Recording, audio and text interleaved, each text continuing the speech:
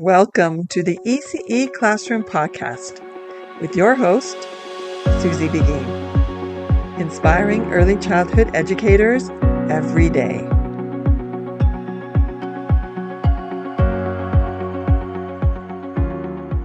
Hello, and welcome to the ECE Classroom Podcast, the podcast where we dive deep into the world of early childhood education, parenting tips, and creative learning strategies. I'm your host, SusieBeghin. Today's episode is a reflection on the past year. As we wrap up 2025, I wanted to reflect not just on the episodes we shared this year, but on what they taught me as an educator, a leader, and a lifelong learner. This podcast exists to spark meaningful conversations in early childhood education. And when I look back at this year, a few powerful themes kept showing up again and again. So today, I'm sharing highlights from our 2025 episodes and the 5 lessons I'm carrying forward.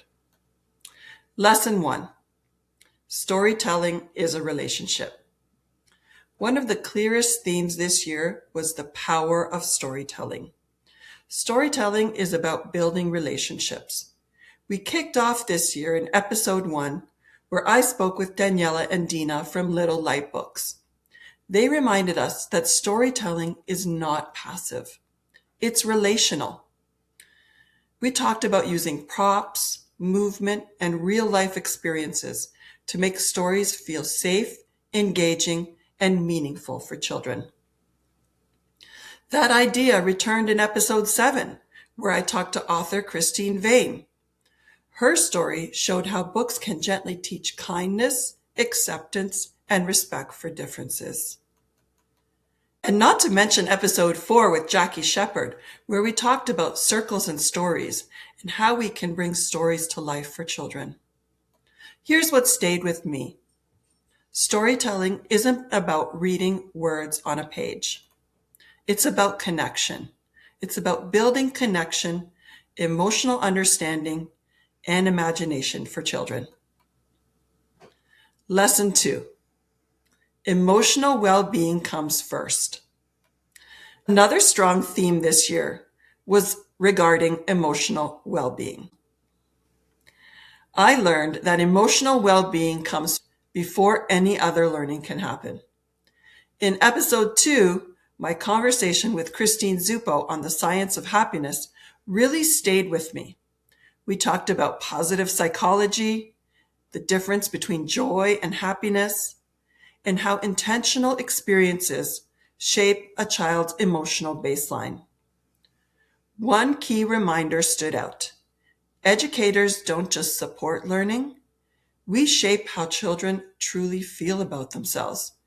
We shape their emotional state moving forward. That connected beautifully with episode 5, where Amanda DaCosta and I talked about embracing our playfulness and our silly side through singing, through laughing, and just being playful. These aren't extras in your day. These things are essential tools to connect with children and build strong relationships. These are tools for connection, regulation, and children's emotional well-being. Lesson 3, behavior is communication. Another impactful theme this year was related to managing behaviors in episode 3 with Andy Baker. Andy challenged us to rethink how we talk about behavior. Not challenging behaviors, but behaviors that challenge. That mindset shift is important. We talked about understanding the why behind behaviors, building trust, and responding with connection instead of control. This theme came up again and again in almost every episode, but especially the episodes where we dealt with transitions during the summertime and during the busy September season. Here's the takeaway I keep coming back to. When we slow down and get curious, behavior becomes information, not a problem. Behavior really is communication.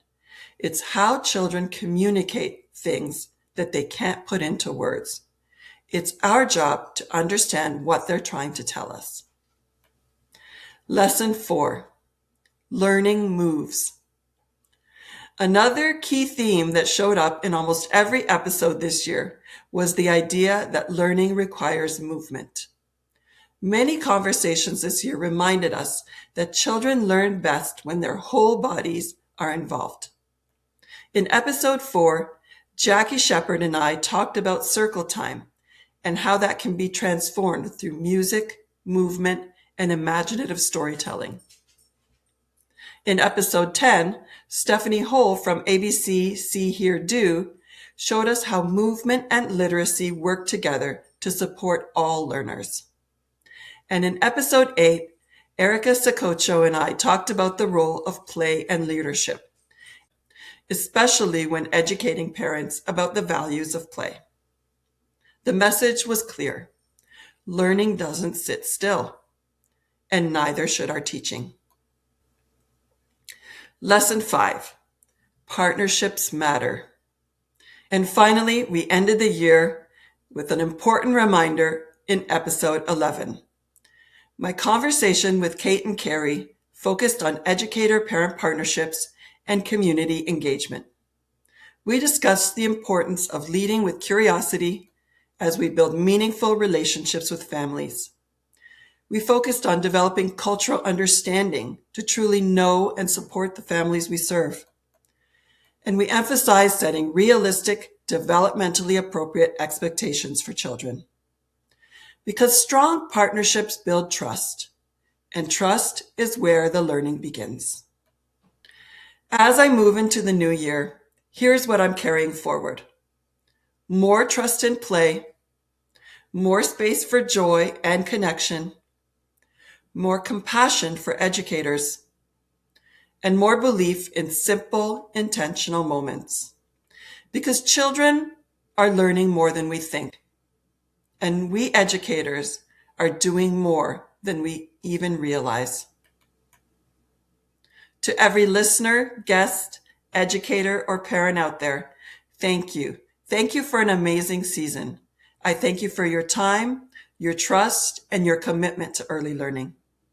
As we head into the new year, I hope you remember this. You matter, your work matters, and the small moments matter most. Thank you for listening to the ECE Classroom Podcast. I'll see you in the next episode. Thanks for tuning in to the ECE Classroom with SusieBeghin. For more information, you can visit our website at www.SusieBeghin.com. Remember to rate, review, and subscribe to our podcast so you can stay up to date on our latest episodes. Thanks for listening.